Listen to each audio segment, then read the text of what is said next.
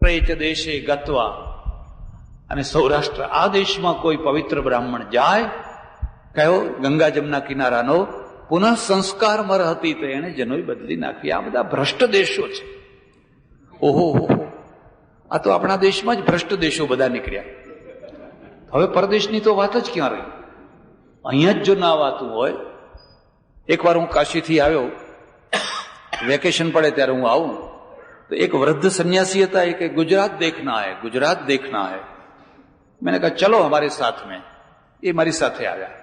દિલ્હીનું ચક્કર મારીને ત્યારે આ વાતું છે. પછી હવે બન્યું એવું કે પહેલા જ દિવસે મારે એક પટેલના ત્યાં જમવા જવાનું થયું. જમ્યા અમે તો, બિચારા બહુ સરસ રસોઈ બનાવેલી. જમ્યા, જમીને આવ્યા પછી મને એને પૂછ્યું, મને કે ये किसके घर भोजन किया? मैंने कहा भाई पटेल के घर. पटेल कौन होता है, कौन जाति है? તો મેં કહ્યું આપણે તમારે ત્યાં બધા કુર્મી હોય છે, અહીંયા કણબી કે ત્યાં કુર્મી કે. હવે કુર્મી કે ઘર ભોજન કરાયા? બીજી સાંજની ટ્રેનમાં વિદાય, સાંજની ટ્રેનમાં મને ગાળો દેતા દેતા વિદાય. હું વિચાર કરું છું કે આ માણસ કઈ ધાડ મારવાનો હતો, આ કયા ધર્મનો પ્રચાર કરશે ને કેવો પ્રચાર કરશે. અભડાઈ ગયા, વટલાઈ. હું હમણાં દક્ષિણ અમેરિકા બધું ફરીને આવ્યો. જો હું અભડાઈ ગયો હોત, જો વટલાઈ ગયો હોત તો બહાર પગે ના મૂકી શક્યા હોત. આપણે આપણી રીતે જે શાકાહારી જમતા હોય એ જમીએ, થોડી તકલીફ પડે તો તકલીફ ભોગવી લેવાની. પણ તમે દેશની બહાર પગ જ ના મૂકો તો તમારા સાહસનું શું થશે, તમારા વિકાસનું શું થશે? પણ કે એ બધું આપણે વિચારવાનું જ નથી. વાળો પલાઠી અને બસ આ બધાથી છૂટી જાઓ. ત્યારે સૌરાષ્ટ્રની પ્રજા બહાર નીકળી અને એમાં કામદાર પરિવાર પણ કોઈ ટાઈમે 25-50 વર્ષ પહેલા, હા જે વર્ષ 54 વર્ષ પહેલા આ દેશમાંથી બહાર નીકળ્યા. મોટા ભાગે લોકો પશ્ચિમ તરફ જાય છે, એ બધા પૂર્વ તરફ ગયા. અને આપણી બાજુનો મલેશિયા, ઇન્ડોનેશિયા, કેવી સરસ વાત છે. આપણા મલયાલમ, કેરાલિયન કોઈ ટાઈમે ચૌલ રાજાઓ, પાંડ્ય રાજાઓ જાવા સુમાત્રા પહોંચેલા. આખા દેશનું નામ મલેશિયા રાખ્યું. બધી એ ચર્ચામાં નહીં પુત્રો. અને પછી ત્યાં એક કર્મભૂમિ થઈ. બસ હવે એવું ના સમજી લેતા કે આ પરદેશ જનારા પહેલા જ દિવસે ઝાડના થાળને આમ હલાવે ને બધા ડોલર નીચે પડી જાય છે, એવું ના માની લેતા. પહેલી પેઢીને તો કેટલું તપ કરવું પડતું હોય છે. તમે દેશી માણસો વચ્ચે નથી રહી શકતા, વિદેશી માણસો વચ્ચે રહેવું, દુકાન કરવી કે ધંધો કરવો એ કઈ જેવી તેવી વાત નથી. અને મેં તો આફ્રિકામાં અને અમેરિકામાં બધે જોયું છે, આ પટેલોની છાતી જેવી કોઈની છાતી નહીં. બીજા બધા પાણીમાં જહાજ ચલાવે ને એ રેતીમાં જહાજ ચલાવે, એ રેતીમાં જહાજ ચલાવે. કશું ના હોય ને તો હોય.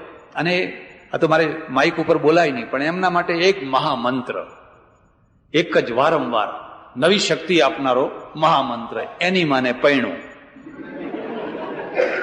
કંઈક થાય, કંઈક એવું થાય, બસ આ જ શબ્દ બોલવાનો, એટલે બધો થાક ઉતરી જાય. બધો થાક ઉતરી જાય. બીજો તો માણસ રડી રડીને મરી જાય. 5-5 વર્ષ સુધી બૈરા છોકરાનું મોઢું જોવાનું ના મળે. અને છતાં એ ત્યાં ગમે તેવી સ્થિતિમાં ગમે તેમ પડ્યા હોય. હું આને કર્મભૂમિ માનું છું. અને ગાંધીજીએ જેમ દક્ષિણ આફ્રિકા ગયા, ભણવા માટે વિલાયત ગયા, જો એ ન ગયા હોત ને અહીં પોરબંદરની આજુબાજુ જ રહ્યા હોત તો ગાંધીજી ના થઈ શક્યા હોત. એમણે બધું જોયું, અનુભવ્યું, એમાંથી એક ચિંતન પેદા થયું, ગાંધી પેદા થયા. એમાં પરિવાર, આ કુટુંબ મલેશિયા ગયું અને ધીરે ધીરે જામ્યું. એક અંકુર જામતો હોય છે, બીજ જામતું હોય છે, એમને એમ જામતું નથી હોતું.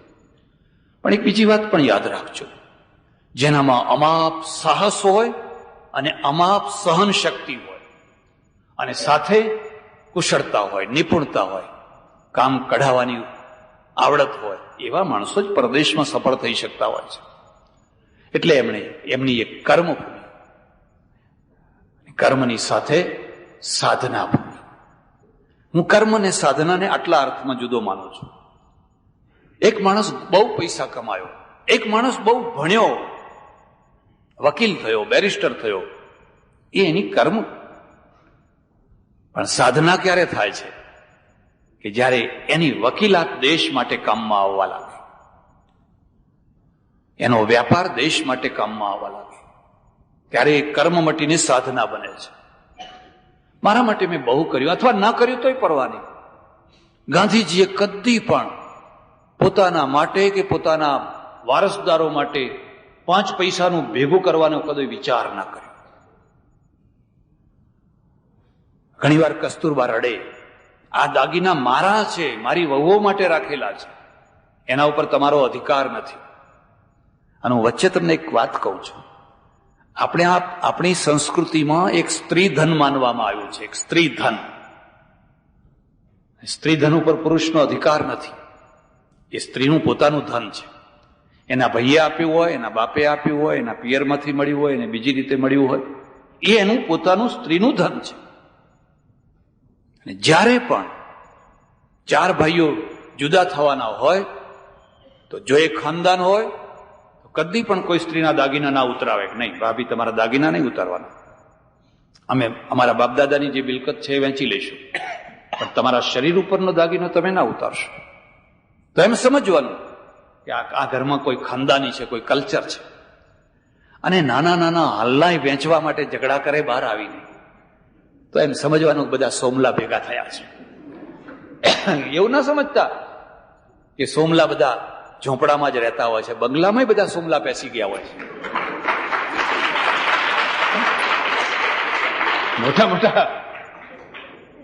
મોટા મોટા બંગલાઓ પેસી ગયા હોય છે.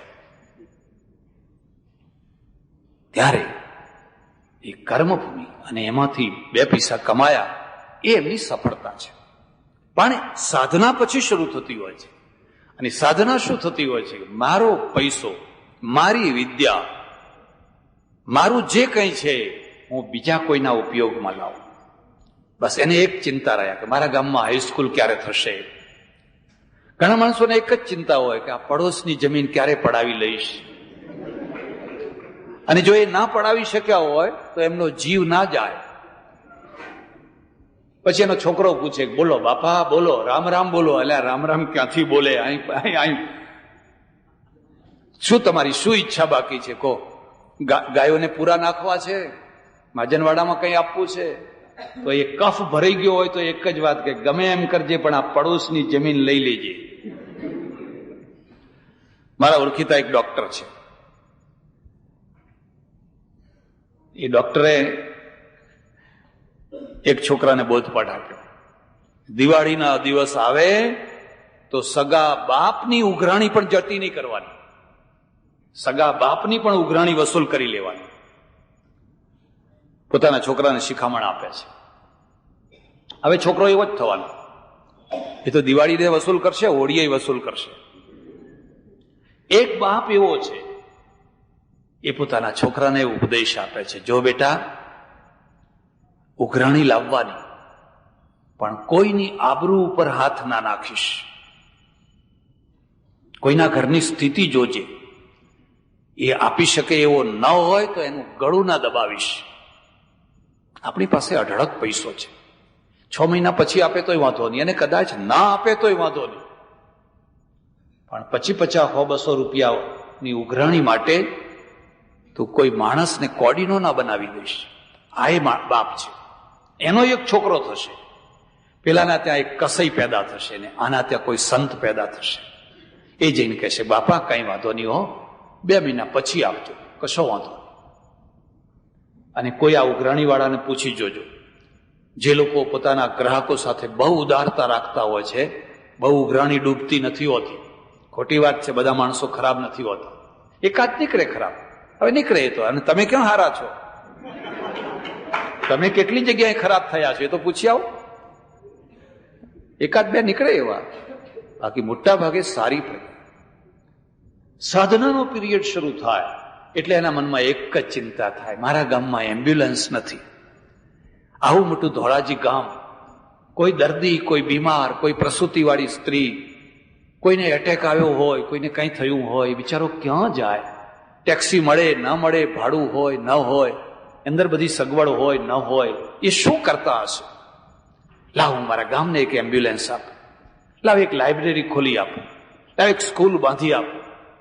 અને એ જયારે કરવા લાગે ને, બસ એની સાધના છે. આમાંથી એની સાધના શરૂ થાય છે. એ સાધનાનું ફળ પ્રજાને મળે છે, લોકોને મળે છે. અમે જયારે યજ્ઞ કરીએ, ઇદમ ઇન્દ્રાય સ્વાહા ઇદમ ન મમ, ઇદમ ન મમ, આમાં મારે કઈ નહીં. અરે મારા ઉપર તો ભાર હતો. એક બીજી વાત, મેં ઘણા પૈસાદાર માણસો જોયા છે. એમાં એવા કેટલાય માણસો છે જે દાન લેનારાને ખોડતા હોય છે. એમને ચિંતા હોય છે, અમારું દાન કોઈ લે, અમારું દાન કોઈ લે, અમારે પૈસા આપવા છે, કોઈ લે. હમણાં ઘણા નીકળશે, મારા જેવા થોડાક બતાવજો ને અમને. એ તો સામે ચાલીને આપવા ફરતા હોય છે, પણ શરત એટલી છે કે તમારો હાથ ચોખ્ખો હોવો જોઈએ, તમારા હાથમાં ડાઘ ન હોવો જોઈએ. તમારા હાથમાં જો ડાઘ નહીં હોય તો થોડા 2 વર્ષ 5 વર્ષ તપ કરવું પડશે, પણ પછી આપોઆપ પૈસો આવવાનો છે. હવે હાથ જ ખરડાયેલા હોય પછી એમના પાછળ પાછળ ફરવાનું, પેલા પછી કઈક નો ટાઈમ, નો ટાઈમ, ટાઈમ નથી, વાત કરવાનો ટાઈમ નથી. કામદાર પરિવાર અને એવા બીજા ઘણા પરિવારો નાહો ભાગ્ય છે. અને જૈન ધર્મ છે, આપણો હિન્દુ ધર્મ છે, બધા ઇસ્લામ વગેરે બધા ધર્મો બધી જગ્યાએ લખ્યું છે તમારો પૈસો લોકોના કામમાં વાપરો. એને દયાદાન કહો, એને કરુણાદાન કહો. અને હું જોઉં છું, છેલ્લા 20 વર્ષથી જોઉં છું કે જૈનોમાં હવે એક જાગૃત વર્ગ, બહુ મોટો જાગૃત વર્ગ તૈયાર થવા લાગ્યો છે. એ ધીરે ધીરે માનવતા તરફ વળ્યો છે. નવી પેઢી ખાસ કરીને હવે એમને મંદિરની બાજુમાં મંદિર, મંદિરની બાજુમાં મંદિર, મંદિરની બાજુમાં મંદિર કરવામાં રસ નથી. જરૂર જ્યાં હોય તો મંદિર કરો, એની ના નથી, પણ જ્યાં જરૂર નથી, જ્યાં પહેલેથી ઢગલો થઈ ગયો છે, કોઈ દર્શન કરનારો નથી, કોઈ આરતી કરનારો નથી, હવે મહેરબાની કરો, હવે કૃપા કરો, હવે એની જરૂર નથી. જ્યાં જરૂર હોય ત્યાં કરો. હવે શું કરશો? આવો એને આપણે ગાંધીજીના રસ્તે વાળીએ. માનવ સેવા એ પ્રભુ સેવા છે. અને આ રીતે હું 20-25 વર્ષથી જોઉં છું કે જૈનોનો એક બહુ મોટો જાગૃત વર્ગ ધીરે ધીરે ધીરે ધીરે માનવતા તરફ વળ્યો છે. કંઈક પણ કામ હોય તો તરત લાંબો હાથ કરતો થયો છે. અને આ દેશ માટે બહુ સારી સૂચના છે, કારણ કે આ નાનો વર્ગ પણ સમૃદ્ધ વર્ગ છે. એની પાસે દ્રષ્ટિ છે, એની પાસે વહીવટની કુશળતા છે, એ પારંગત છે. અને જો આ વર્ગ પૂરેપૂરો વળ્યો, અને જો હિન્દુ વર્ગ પણ પૂરેપૂરો વળ્યો, ક્રિશ્ચિયનો આ દેશમાં કોઈને વટલાવી નહીં શકે. અમે બધા ભેગા થઈને ખ્રિસ્તીઓ વટલાવી નાખે છે, પણ તમે શું કરો છો ત્યારે? અમે સ્વાહા બાળો, હજુ બાળો, કઈ બાકી રહેતો હોય તો બાળો. શું મળ્યું એમાંથી? કેટલું મળ્યું એમાંથી? પેલા લોકો ઝોંપડે ઝોંપડે ફરીને અનાજ આપે છે, કપડાં આપે છે, સ્કૂલો ઊભી કરે છે, દવાખાના ઊભા કરે છે. અને આપણે 2-3 દિવસના યજ્ઞમાં રાખ ચોડીને ઊભા થઈ જાવ, બસ ચોડો રાખ. પરિવર્તન, એક ક્રાંતિ, એક એવું પરિવર્તન જ્યાં તમારું દાન ઉગી નીકળે. આપણે દાનને બહુ બાળ્યું, બહુ બાળ્યું. આટલું દાન દુનિયાની કોઈ પ્રજાએ નહીં બાળ્યું હોય. હવે એને વાવવું છે અને આપણી આંખે એને ઉગતું જોવું છે. પેલું બાળેલું તો રાખ થઈ ગયું. અને જે દિવસે તમને વાવતા આવડશે, તે દિવસે તમારું ઉગેલું તમે જોશો, તે દિવસે તમારા ધર્મનો જય જયકાર થઈ જશે. આ સાધના છે. એક ચોથી ભૂમિ છે, સિદ્ધ ભૂમિ. સમિત શિખરજી કેમ લોકો જાય છે? ગિરનાર કેમ જાય છે? વીરપુર કેમ જાય છે? આપણે એને સિદ્ધ ભૂમિ માનીએ છીએ. એક એવી કક્ષાએ પહોંચેલો માણસ જેને સિદ્ધાવસ્થા કહેવાય. હવે એને કર્મની જરૂર નથી, કર્મ આપોઆપ થાય છે. હવે એને સાધનાની જરૂર નથી, સાધના આપોઆપ થઈ રહી છે. પણ એના દ્વારા સિદ્ધિ છે, અને એની સિદ્ધિ ભૂમિ છે, સિદ્ધની ભૂમિ છે. જેના દ્વારા એ હજારોનો બેડો પાર કરી શકે છે, હજારોનું કલ્યાણ કરી શકે છે, બધાનો જય જયકાર કરાવી શકે છે. આ 4 ભૂમિઓ છે. ધોરાજી મારી દ્રષ્ટિએ ગોંડલ સ્ટેટનું બીજા નંબરનું મોટું શહેર હશે. એની બાંધણી, એની રચના, એની વ્યવસ્થા આજે તો ઘણું વેરવિખેર થયું હશે, પણ તે છતાંય એક જોવા જેવું નગર. અને આ નગરની અંદર જન્મેલા માણસો પ્રદેશમાં જઈ અને પોતાના ગામને, પોતાની માતૃભૂમિને, પોતાની જન્મભૂમિને યાદ કરે, સામે ચાલીને આવે અને દાન કરે. એ માત્ર એમ્બ્યુલન્સનું દાન નથી, પણ એક પ્રેરણા છે. પ્રેરણા શું છે? તમે કંઈક કરજો તમારી જન્મભૂમિ માટે, તમે કર્મ કરજો કર્મભૂમિ માટે.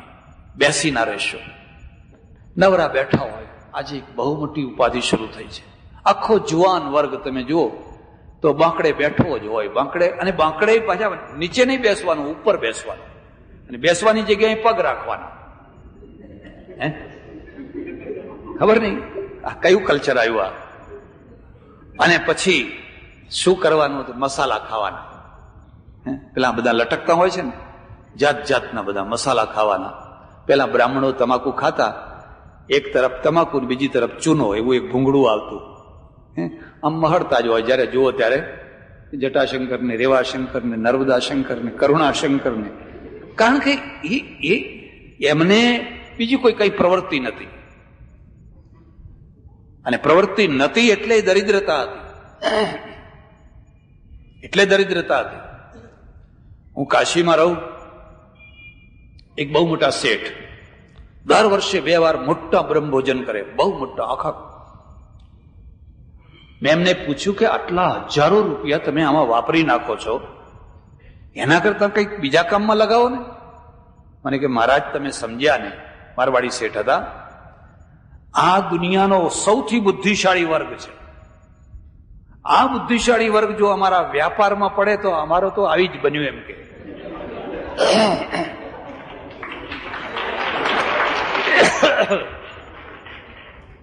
તો મેં કીધું શું કરવાનું? બસ કે આ જમણવારમાં રોકી રાખો, બસ જમો ને દક્ષિણા લો ને બસ પેટ ઉપર હાથ ફેરવીને હોઈ જાઓ. પછી તમાકુ મહળો બેઠા બેઠા આમાં મહળો. એના મગજમાં અમારો વ્યાપાર આવવો જ ના જોઈએ. આ તો બુદ્ધિશાળી વર્ગ છે.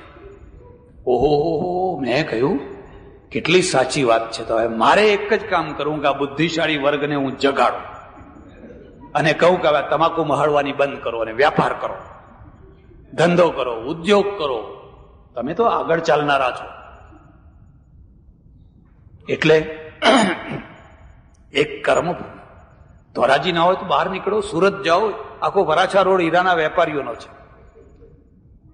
અને હું તો ઘણી જગ્યાએ વારંવાર કહું છું, જે મહાન પ્રજા હોય એના 2 લક્ષણો છે. એક તો સ્થળાંતર કરે અને એક ધંધો બદલે. સ્થળાંતર કરે એ જ મોટી પ્રજા થઈ શકે, એ જ સુપર પ્રજા થઈ શકે. મુંબઈમાં જજો, મુંબઈની મૂળ પ્રજા વાસણ ઘસવાનો ધંધો કરે છે. મુંબઈની જાહો જલાલી તો બહારની પ્રજાથી છે. અને મને ખબર નહીં, ધોરાજીમાં કદાચ આ જ નિયમ હશે.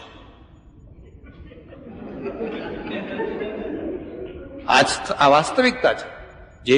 જે માઇગ્રેશન કરનારી પ્રજા છે, સ્થળાંતર કરનારી પ્રજા છે ને, પાવરફુલ બનતી હોય છે.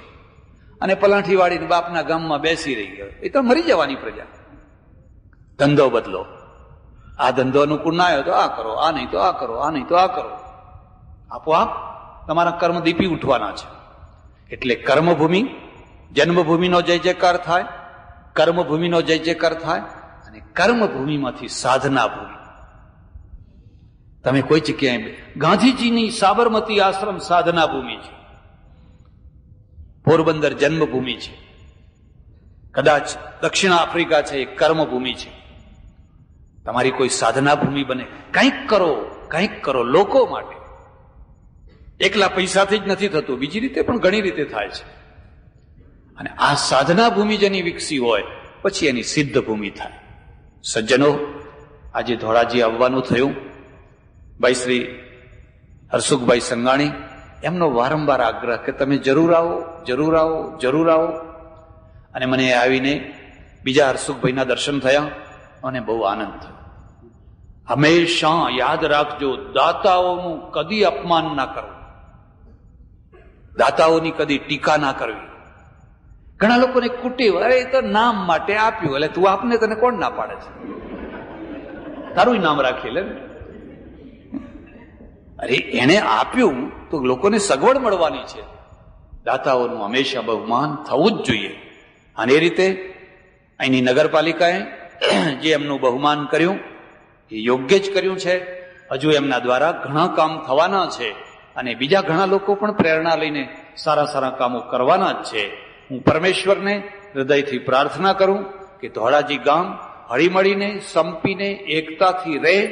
કોઈ સાંપ્રદાયિકતા, કોઈ ખટપટો, કોઈ વિદ્વેષ ના ફેલાય અને એકતાથી રહે અને ગામનો વિકાસ કરે. દાતાઓ આગળ આવે અને ગામમાં જે ખૂટતા કામો હોય એ ખૂટતા કામોને પૂરા કરી અને ધોરાજીનો જય જયકાર કરે. આભાર, ધન્યવાદ, હરિઓમ.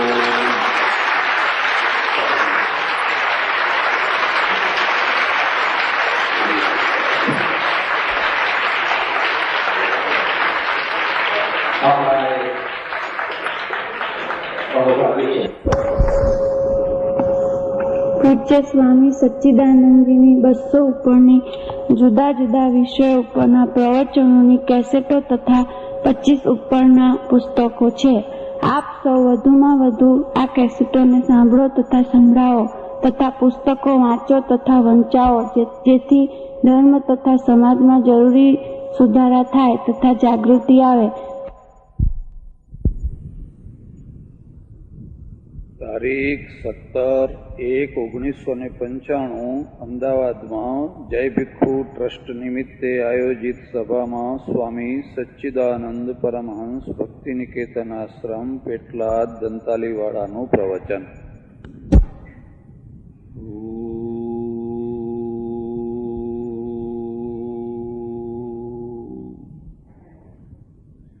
નમઃ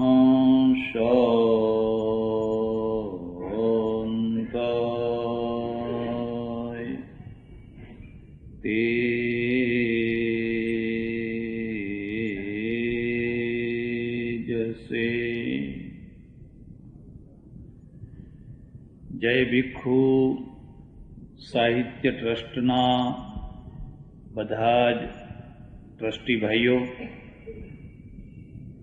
મંચ ઉપર બિરાજેલા બીજા વિશિષ્ટ મહાનુભાવો, સજ્જનો અને બહેનો, જેમ પ્રત્યેક વ્યક્તિને પોતાનું નાનું મોટું વ્યક્તિત્વ હોય છે, એવી રીતે પ્રત્યેક ગ્રંથને પણ પોતાનું નાનું મોટું વ્યક્તિત્વ હોય છે. નાનું મોટું એ અર્થમાં કે જેનું વ્યક્તિત્વ મોટું હોય એ બીજાના ઉપર પ્રભાવ નાખી શકે. જેની પાસે બુલંદી ન હોય, જેની પાસે ઊંચાઈ ન હોય, જેની પાસે ગહેરાઈ ન હોય, ઊંડાણ ન હોય, એ બીજાના ઉપર પ્રભાવ ન નાખી શકે. અને કદાચ નાખે તો એનો બહુ કોઈ સારો અર્થ ન નીકળે. ગ્રંથોની દૃષ્ટિએ તમે જોશો તો આપણા ગ્રંથોમાં ઉપનિષદોનું એક અલગ આગવું વ્યક્તિત્વ છે. પુરાણો જુદી વસ્તુ છે, ઉપનિષદો જુદી વસ્તુ છે. આ બંનેના વચ્ચે એટલું મોટું અંતર છે, એટલું મોટું અંતર છે કે બંનેનું અધ્યયન કરનાર આ વાતને સમજી શકે. પણ એક બીજી વાત હું આપને કહીશ. પહેલી વાત તો એ છે કે તમે કોઈના વ્યક્તિત્વથી પ્રભાવિત થઈ શકો છો. તમારા જીવન ઉપર કોઈના વ્યક્તિત્વની અસર છે. મારું એવું માનવું છે, અસરને ગ્રહણ કરનાર પણ મહાન હોય છે. એકમાત્ર પથ્થર જેવો હોય છે કે જેના ઉપર વર્ષો સુધી પાણી પડ્યા કરે પણ પથ્થર જરા પણ અંદરથી ભીજાતો હતો. અને એટલે એ પથ્થર છે, એના ઉપર પાણીનું જરા એના ઉપર અસર થાય છે તો માત્ર ઉપર શેવાળ બાજે છે, થોડીક લીલ બાજે છે, પણ એના અંતરમાં બીજી કોઈ અસર થતી હોતી. તમે ગાંધીજીથી પ્રભાવિત હો, તમે માર્ક્સથી પ્રભાવિત હો, તમે બુદ્ધથી પ્રભાવિત હો, તમે મહાવીરથી પ્રભાવિત હો, તમે શંકરાચાર્યથી પ્રભાવિત હો, કોઈ પણ એક વ્યક્તિત્વ છે, એ વ્યક્તિત્વથી તમે પ્રભાવિત હો, તો તમારા જીવન ઉપર એ વ્યક્તિના વ્યક્તિત્વની અસર થોડા ઘણા અંશમાં દેખાયા કરશે. ઠીક આવી જ રીતે તમારા જીવન ઉપર કોઈ ગ્રંથની અસર છે, અને ખાસ કરીને ધાર્મિક ગ્રંથો છે એ સ્થિર અસર ઊભી કરતા હોય છે. બાકીના ગ્રંથો એવા હોય કે તમે આજે સાંભળો, આજે વાંચો, અને પછી કાલે એની અસર સમાપ્ત થઈ જાય, બદલાઈ જાય. પણ જે ધાર્મિક ગ્રંથો છે, ખાસ કરીને જેના રોજ આપણે પાઠ કરીએ છીએ, માનો કે કોઈ હિન્દુ છે, રોજ ગીતાનો પાઠ કરે છે, કોઈ કુરાનનો પાઠ કરે છે, કોઈ બાઇબલનો પાઠ કરે છે, કોઈ જપજી સાહેબનો પાઠ કરે છે. આ જે પાઠ થનારા ગ્રંથો છે એની સ્થાયી અસર જાણતા અજાણતા વ્યક્તિના જીવન ઉપર પડતી હોય છે.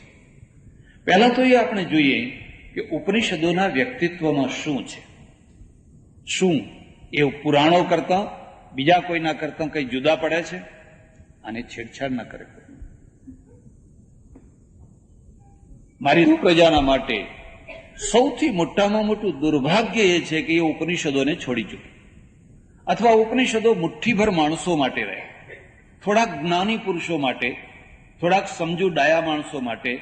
સામાન્ય પ્રજાને ઉપનિષદ સાથે કાંઈ લેવા દેવા નહીં. મેં જે અધ્યયન કર્યું અને હું જે વારંવાર એનો આગ્રહ કરું છું, એના પાછળ પણ એક નિશ્ચિત કારણ છે.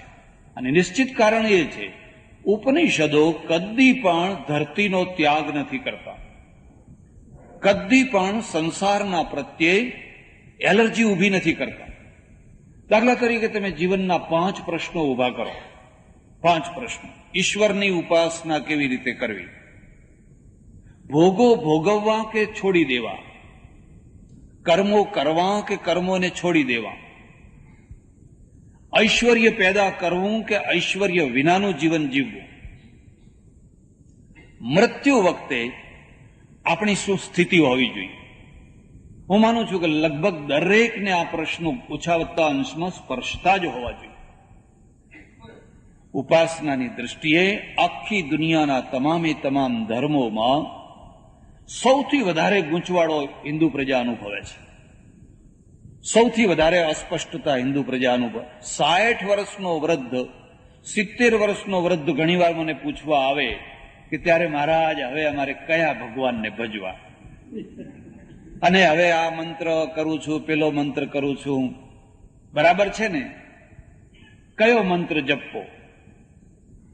હું એમને પૂછું કે તમે 70 વર્ષથી સત્સંગમાં કે જઈએ છીએ, પેલા મહારાજ આવ્યા હતા તે નમઃ શિવાય કહી ગયા, અને બીજા મહારાજ આવ્યા તેમને શ્રી કૃષ્ણ શરણમમાં કહ્યું, ત્રીજા મહારાજે કહ્યું કે એ તો બે જૂના થઈ ગયા, હવે અત્યારે એમનું કશું ના ચાલે, અત્યારે વર્તમાનમાં હોય એનું ચાલે.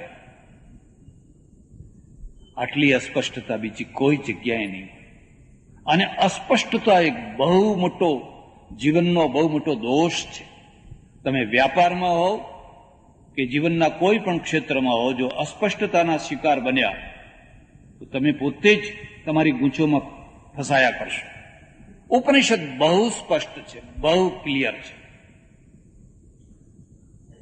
ઉપનિષદે કહ્યું, ઈશા વાસ્યમિદમ સર્વમ યત કિંચ જગત્યામ જગત.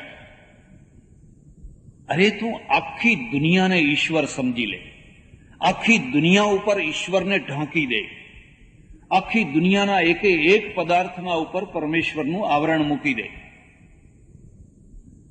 એમ ના કહ્યું કે તું મૂર્તિ બનાવજે, તું ફલાણું મંદિર બનાવજે. તમે ખાસ ધ્યાન આપજો, આ 11 ઉપનિષદોની અંદરથી કોઈ જગ્યાએ મળે તો મને બતાવજો. તું અબીલ લઈને જજે, તું ગુલાલ લઈને જજે, તું દૂધ ચડાવજે, તું 56 ભોગ ધરાવજે, કોઈ જગ્યાએ હોય તો મને બતાવજો. ઉપનિષદની આખી પરંપરા ઠેઠ કબીરથી માંડીને ગાંધીજી સુધી તમે જોશો, એક ઈશ્વર, એકેશ્વરવાદ, એક બ્રહ્મવાદ. અને સામગ્રી વિનાની ઉપાસના, વસ્તુ વિનાની ઉપાસના. તમે વસ્તુનો ઢગલો કર્યા કરો, મંદિરો અસ્વચ્છ થાય, મંદિરોની અંદર દુકાનદારી ઊભી થાય, અને પછી તો એવું નહીં કે જે વધારે સામગ્રી લાવનારો હોય એ વધારે વાલો લાગે, ને જે ઓછી લાવનારો હોય કે ના લાવનારો હોય એ પૂજારી. કેમ આવા થાય છે? ઉપનિષદ કે છે ઈશા વાસ્યમિદમ સર્વમ. આખી એક કણ કણની અંદર તું પરમેશ્વરનું કપડું આચ્છાદિત કરી દે. યત્કિંચ જગત્યામ જગત. હું વધારે વ્યાખ્યા નહીં કરું, પણ આમાં 2 વાર જગત શબ્દનો ઉપયોગ કર્યો છે, 2 વાર. અને 2 વાર જગત શબ્દનો અર્થ એ અર્થમાં કર્યો છે, એક ઈશ્વરનું રચેલું જગત અને એ જગતમાં તારું રચેલું જગત. આપણે 2 જગતમાં જીવીએ છીએ. સૂર્ય પરમેશ્વરનો રચેલો છે, પણ આ હોલ આપણો રચેલો છે. એમ કોઈ કાકી થાય, કોઈ મામી થાય, કોઈ ભાઈ થાય, કોઈ પતિ થાય, કોઈ પત્ની થાય, આ આપણું જગત છે. એક તમારું વૈયક્તિક લાગણીનું જગત, સંબંધોનું જગત, એક નોર્મલ જગત ઈશ્વરનું રચેલું છે. ઈશ્વરના રચેલા જગતમાં તારું જે જગત છે, જ્યાં મોહનું કેન્દ્ર છે, જ્યાં રાગનું કેન્દ્ર છે, જ્યાં દ્વેષનું કેન્દ્ર છે, જ્યાં ઘૃણાનું કેન્દ્ર છે, જ્યાં ઈર્ષાનું કેન્દ્ર છે. કદી કોઈને સૂર્યના ઉપર ઈર્ષા કરતો જોયો? કદી કોઈને સૂર્યના ઉપર ઘૃણા કરતો જોયો? એ હિન્દુ હોય કે મુસલમાન હોય, કદી કોઈ એમ કરતો જોયો? હા. એ ઘૃણા કાના ઉપર કરશે?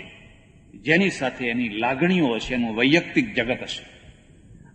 ઉપનિષદ એમ જાણે છે કે જો માત્ર કુદરતનું જ જગત હોત તો જીવનનો કોઈ અર્થ જ નહોતો. મશીનને પોતાનું કોઈ જગત નથી હોતું, કારણ કે એની પાસે લાગણીઓ નથી. કોમ્પ્યુટરને કોઈ જગત નથી.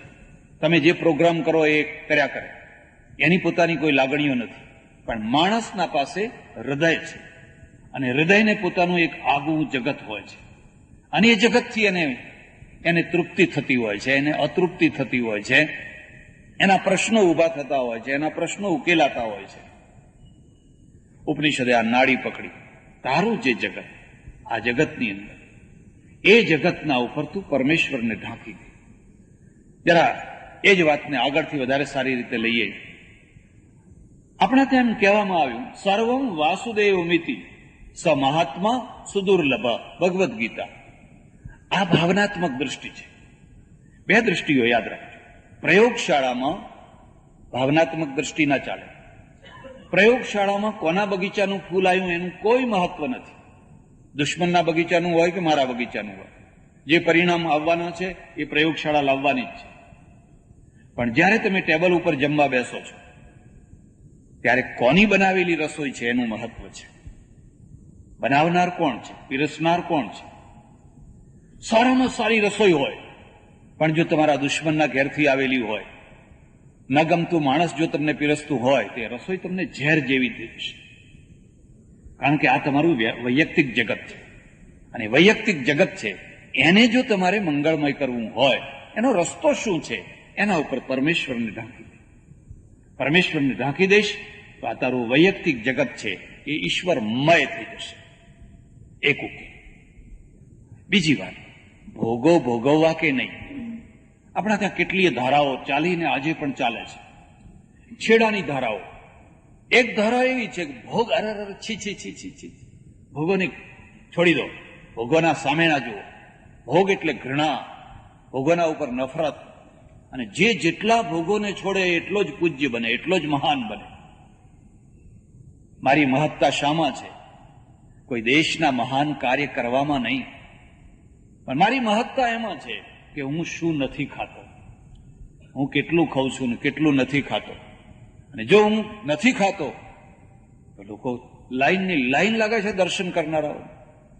મહારાજ તો હવા ભક્ષણ કરીને રહે છે, મહારાજ તો ખાલી ગોળ ખાઈને રહે છે, મહારાજ તો ખાલી દૂધ પીને રહે છે, મહારાજ તો ખાલી ફલાહાર કરે છે. એક છેડો છે જ્યાં સતત ભોગોના ઉપર સતત આક્ષેપો થયા કરે છે. છી છી છી છી, ભોગના કીડા છે, ભોગમાં ખદબદતા કીડા છે. અને પંચિંગ કરવામાં આવે છે, આ ભોગો છોડો, ભોગો છોડો, ભોગો છોડો. કૂતરા બિલાડા ડુક્કરની માફક એક બીજો છેડો છે, અને એ કહે છે ઋણમ કૃત્વા ઘૃતમ પીવે, ભોગવોને જેટલું ભોગવાય એટલું ફરી ફરીને કઈ માનવ દેહ આવવાનો. આ બે છેડા છે. એક વચ્ચેનો છે, અને એ ભગવદ્ ગીતાનો છે. યુક્તાહાર વિહારસ્ય યુક્ત ચેષ્ટસ્ય સર્વસુ યુક્તા સ્વપ્નાવબોધસ્ય યોગો ભવતી દુઃખ. પણ ઉપનિષદ છે એ ઉપનિષદની એક જુદી વાત છે. આખું ઉપનિષદ અધ્યાત્મના પાટા ઉપર ચાલે છે, અને અધ્યાત્મનો પાટો જીવનને સાથે લઈને ચાલે છે. જીવનને ફેંકી દઈને અધ્યાત્મનો પાટો ઉપનિષદને મંજૂર નથી. આખા જીવનને લાત મારો, જીવનને ફેંકી દો, જીવનનો તિરસ્કાર કરો, અને પછી તમે અધ્યાત્મની ચર્ચા કરો, એ તો નકારાત્મક છે, અને એનાથી પ્રશ્નો ઉકેલાતા નથી. પ્રશ્નોના ઉપર ધૂળ વળે છે. તેન ત્યક્તેન ભુંજી થા, ભુંજી થા માં ગૃધ કસ્ય સ્વિત ધનમ. જે સંસ્કૃત ભણેલા હશે, થોડુંક પણ જાણતા હશે, એમને ખ્યાલ આવશે. ભોગો ભોગવો, ભુંજી થા, છોડો એમ નથી કહેતું, ભોગવો. પણ શરત મૂકી દીધી, તેન ત્યક્તેન, તું એને ત્યાગપૂર્વક ભોગવ. ત્યાગપૂર્વક કેવી રીતે ભોગવાય? અને પછી એમાંથી તરત જ આખી એક થિયરી ઉભી થઈ જાય, કર્મયોગ, ભોગ યોગ. આ એક નવો શબ્દ છે. ભોગ પણ યોગ છે, જો એને સાથે એક થિયરી લાગુ કરવામાં આવે તો. શરત એ છે કે તમે સારામાં સારો દૂધપાક બનાવો, ખાઓ, ભગવાનને અર્પણ કરી. અર્પણ કરો પછી એ પ્રસાદ થઈ ગયો. અર્પણ કર્યા વિના ખાઓ તો એ ભોગ થઈ. એમાં તમારી વાસનાની તીવ્રતા રહેશે, લોલુપતા રહેશે, આસક્તિ રહેશે. તમારા મનમાં એક જ વાત હોવી જોઈએ, ભગવાનથી ભરેલું આ જગત છે, ભગવાનમય આ જગત છે, આ ભોગો છે, એ મારા છોડી દેવાથી એ છૂટવાના નથી. આ એક બીજી વાત પણ યાદ રાખજો. ધર્મનો અર્થ કલ્યાણ થાય છે, અને કલ્યાણનો અર્થ થાય છે જેનાથી માણસને શારીરિક, માનસિક, બૌદ્ધિક, સાંસારિક બધા પ્રકારનું કલ્યાણ મળતું હોય એનું નામ ધર્મ. જેનાથી માણસને અશાંતિ થતી હોય, જેનાથી માણસનું અકલ્યાણ થતું હોય એને ધર્મ ના કહેવાય. અકલ્યાણ થતું હોય તો ધર્મ કરીને પણ એ અધર્મ કરતો હોય, ધર્મના નામે અધર્મ કરતો હોય.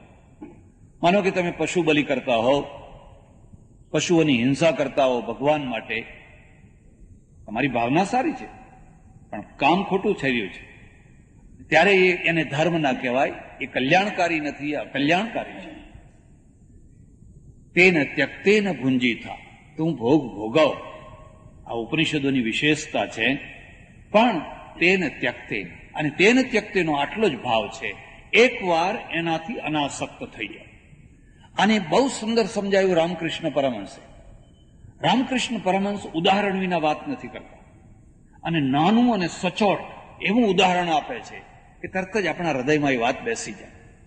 એમણે કહ્યું, જો નરેન પેલું જે કટહલ છે, ફણસ, બંગાળમાં ફણસ બહુ થાય અને ફણસના શાક બહુ ખાય લોકો. એ ફણસને જો છોલવું હોય, એની છાલ કાઢવી હોય, તમે એને છોલવા માંડો તો એનો ચીકણો રસ તમારી ચામડી ઉપર ચોંટે, ચામડી લઈને ઉખડે એટલો ચીકણો. ફણસ છોલતા આવડવું જોઈએ. પણ જો એ ફણસને છોલતા પહેલા તમારા હાથ ઉપર જો થોડું તેલ ચોપડી દીધું હોય, ચિકાસ ચોપડી દીધી હોય, પછી ગમે એટલા ફણસ સુધારો ને, એનો રસ, ચીકણો રસ તમને જરાય ચોંટવાનો નથી. બસ આવી જ રીતે તું સંસાર માંડ, સંસારી થા, સંસારનો સ્વીકાર કર, પણ એકવાર સત્સંગનો, અધ્યાત્મનો ચીકણો જે રસ છે એ તારા મન ઉપર લગાવી દે. અને જો તારા મન ઉપર તું લગાવી દઈશ તો એ તને ચોંટશે. અને ન ચોંટવાનારા પણ એવા કેટલાય ઉદાહરણો આપણા વચ્ચે છે. મેં એવા કેટલાય પૈસાદાર માણસોને જોયા છે, જે પૈસાના ઢગલા ઉપર બેઠા છે પણ પૈસો એમને ચોંટ્યો નથી. શ્રીમદ રાજચંદ્ર હીરાના વેપારી હીરાનો વેપાર કરે, લેવડ દેવડ કરે, પણ એમને હીરો ચોંટ્યો નહીં. મહાત્મા ગાંધીજી આખી જિંદગી સુધી કેટલાય ટ્રસ્ટો ચલાવ્યા, લાખો રૂપિયાનો વહીવટ કર્યો, એક પૈસો એમને ચોંટ્યો નહીં. કમળની મહિમા પાણીમાં ના લેપાવાની છે, અને એ મહિમા તળાવમાં જ સિદ્ધ થઈ શકે. કમળને તળાવ બહાર લઈ જાઓ અને પછી કહો કે હવે પાણીથી ના લેપાય, તો એ નહીં લેપાય, પણ સુકાઈ જશે. કેટલો ટાઈમ, કમળનું જીવન કેટલો ટાઈમ રહેશે? પાણીમાં રહે અને પાણીથી ના લેપાયમાન થાય, આ શક્ય છે. પાણી બહાર લઈ જાઓ, પાણીનો ત્યાગ કરાવી દો, પાણી ઉપર ઘણા કરાવી દો, તો કમળ થોડોક ટાઈમ તો ખીલેલું લાગશે, પણ એનું આખું જ્યાંથી જીવન મળતું તો એ સત્વ તો ખતમ થઈ ગયું. એમ અહીંયા ઉપનિષદ પણ આપણને એમ સમજાવે છે, ભોગો ભોગવો તમારી શક્તિ. અને એક બીજી વાત પણ છે, માણસ છે એ ભોગોની બાબતમાં અંતિમવાદી ક્યારે થતો હોય છે? જ્યારે અક્રાંતિઓ થતો હોય છે ત્યારે. અક્રાંતિઓ ક્યારે થતો હોય છે? જ્યારે એના ઉપર કોઈ પ્રકારની લગામ નથી રહેતી હોતી ત્યારે. પણ જો એના ઉપર લગામ હોય, મેં એવાય માણસો જોયા છે જેમણે ઉપવાસ કર્યો હોય, રસોઈ થઈ હોય, રસોઈ તૈયાર પડી હોય, પણ ચંદ્રના દર્શન કર્યા પછી જમવાનું હોય, અને ચંદ્રના દર્શન થાય ત્યાં સુધી એ ધીરજ રાખી શકે. હમણાં નહીં, હજુ ચંદ્ર દર્શન નથી થયા. અને ગાંધીજીએ લખ્યું છે, કેટલીક વાર વાદળા આવી જાય, ચંદ્ર ઢંકાઈ જાય, ફરી પાછી રાહ જોઈએ. આ માણસની અંદર આટલી ક્ષમતા છે. બાકી માત્ર બુદ્ધિથી જ જો જીવવાનું હોય તો લોકો એમ કહી શકે કે વાદળાના પાછળ ચંદ્ર છે જ ને, એમાં દેખાય કે ના દેખાય, મને ના દેખાય, બીજા કોઈને તો દેખાય જ હશે. માટે જમવામાં મોડું કરવું જોઈએ. ઉપનિષદ ભોગોનો અર્થ માત્ર ખાવા પીવાની વાત નથી, જીવનના એક પ્રસંગની વાત છે. તમે ભોગવો, પણ સંયમથી, જાગૃતિથી, મધ્યમ માર્ગથી અને અનાસક્તિથી, તો તમે ખરેખર જીવનને ધન્ય બનાવી શકશો. ફરીથી કહું છું, ઉપનિષદો નકારાત્મક નથી, ઉપનિષદો અંતિમવાદી નથી. આ છેડાના કે પેલા છેડાના અંતિમવાદી નથી. અને પછી પાછું પણ એ જ રીતે બીજી વાત પણ કહી દીધી, માણસને અક્રાંતિયા થવાની બીજી કઈ જગ્યા છે? પૈસાનો ઢગલો, હાય પૈસો, હાય પૈસો, હાય પૈસો. પૈસો કોને નથી ગમતો? અને ગમે છે એ જ સારું છે, એટલે તો જીવન છે. તમને, મને, આપણને સૌને, કોઈને પૈસો બિલકુલ ના ગમતો હોત તો શું થયું હોત? જરા વિચાર કરો. અરે બીજાની વાત જવા દો, અમને સાધુઓને તમારા કરતા વધારે ગમે છે. અમે બધા વાત કરીએ તમને, અને મેં તો જોયું છે કે પૈસાને નહીં પકડનારા પૈસાદારને પકડતા હોય છે. વીણીને પૈસાદારને એવા પકડતા હોય છે. આ તો માયાનો તમાચો છે. એ આ ગાલય મારે ને આ ગાલય મારે. હિમાલયના યોગીઓ અમદાવાદના આટા કેમ મારે છે? લખ્યું હોય હિમાલયના ફલાણા યોગી 600 વર્ષના, 500 વર્ષના, આટલા વર્ષના હોય. તો સારું છે કે અમદાવાદની પ્રજા બહુ સારી છે કે કોઈ તપાસ નથી કરતી કે ભાઈ ખરેખર અમને કેટલા વર્ષ થયા છે. અમારું ક્ષેત્ર એક એવું ક્ષેત્ર છે કે એમાં જેટલા ગાડા ગબડાવવા હોય એટલા ગબડાવે રાખો. માગૃત કસ્ય સ્વિધનમ. પૈસો જરૂરી છે, તીવ્ર ઈચ્છા ના કરો, તીવ્ર લોલુપતા ના કરો. જેમ હમણાં આ ભાઈએ કહ્યું, બહુ સરસ વાત કહી, અને જય ભીખુએ કહ્યું, જો પૈસો જરૂરી છે પણ સ્વમાન મૂકીને નહીં, આપણી ખુમારી મૂકીને નહીં. નહીં તો દુનિયામાં તમે જોકર થઈ જશો, વિદૂષક થઈ જશો. પૈસો જરૂરી છે. અને એ છોડવી પડી નોકરી, આટલી સારી નોકરી, થોડું દુઃખ પણ થયું, પણ એમાંથી જ એક તપસ્યા ઊભી થઈ. અને એ તપસ્યા એ ઊભી થઈ કે જે કોઈ ઠૂંઠાના આધારે જે વેલો ચડ્યો હતો, એ વેલો હવે પોતાના જોરે ઊભો થઈ ગયો. હવે એના જોરે બીજા વેલા ચડવા માંડ્યા. આખું પોતાનું એક નવું વ્યક્તિત્વ ઊભું થયું. પણ જો એ ન થયું હોત તો પછી કોઈના ઉપર, કેટલાક તો અંતરવેલ હોય છે. અંતરવેલ જોઈ છે? એને મૂળ નથી હોતા. તમે કોઈ વાર ગામડામાં જાઓ તો વાડ ઉપર ઝાડ ઉપર પીળી વેલ ચડેલી હોય, એ જેના ઉપર ચડે એને ચૂસ્યા જ કરે, એને પોતાના મૂળ હોય જ નહીં. અને ખેડૂતો એટલા બધા ગભરાય ને એનાથી કે જો જરાક અંતરવેલ વાડ ઉપર રચકા ઉપર ઝાડ ઉપર ચડી હોય તો કે હવે આ ખતમ. કોઈ વાર તો વિચાર કરો, ભારતમાં કેટલી અંતરવેલો ઊભી કરી છે. ઓહો, ચારે તરફ અંતરવેલ જ અંતરવેલ, ચારે તરફ જ્યાં જુઓ. કોણ કોના ઉપર ચડી છે, કોને ચૂસે છે, કોણ ચૂસાય છે. માગૃત કસ્ય સ્વિત ધન, એક વાત. બીજી વાત, કર્મ કરવા કે નહીં. અમારે ત્યાં પણ બહુ મતભેદ. ને જ્યારે આ ઉપનિષદો રચાયા હશે, વચ્ચે એક બીજી વાત યાદ આવી, હું કહી દઉં તમને. ઉપનિષદોનો કોઈ સંપ્રદાય નથી. કોઈ હોય તો મને બતાવજો. ઋષિને અને સૂફીને સંપ્રદાય ના હોય. સંપ્રદાય ઘરેડ છે. ગમે એટલો સારો માણસ હોય, પણ જ્યાં એ કોઈ ઘરેડમાં પડ્યો એટલે કોઈને કોઈ રીતે થોડો ઘણો નેરો માઇન્ડ થવાનો ને થવાનો જ. ગાંધીજીને કોઈ સંપ્રદાય નથી. ગાંધીજી છે ઈશ્વર અલ્લાહ બોલે, કલમા બોલી શકે, પ્રાર્થનામાં નમો અરિહંતાણમ બોલી શકે, બધું બોલી શકે, કોઈ વાંધો ન આવે. સંપ્રદાય પ્રથમ સ્ટેજ ઉપર જરૂરી હશે. અમે ટીલા કર્યા છે. તમે બાકીનું પ્રવચન આગળની કેસેટમાં ઉતારવામાં આવ્યું છે. સુધી જો એ ઘરેડો રાખવાની હોય એના માટે ઉપનિષદ નથી. આનંદ ઘરને કોઈ સંપ્રદાય નથી. આનંદ ઘરને જો સંપ્રદાય હોત ને તો એ રાત્રે ઉપાશ્રય છોડીને ઉપાશ્રયમાંથી બહાર ના નીકળી ગયા હોય. અને જે એમને પછી અદભુત ભજનો લખ્યા સૂફી જેવા, એ ના લખી શક્યા હોત. પછી તો પેલું ઘરેડનું ગાવાનું તો ગાવાનું, ગીત ગાઓ. ઘરેડના માણસો, ઘરેડના બધા માણસો બધા ભેગા થઈને જય જયકાર કરે. રસ્તા માટે થોડીક ઘરેડ જરૂર છે, પણ એ ઘરેડો એટલી ઊંડી ના થાય કે તમારી ગાડી નીચેથી અડી જાય.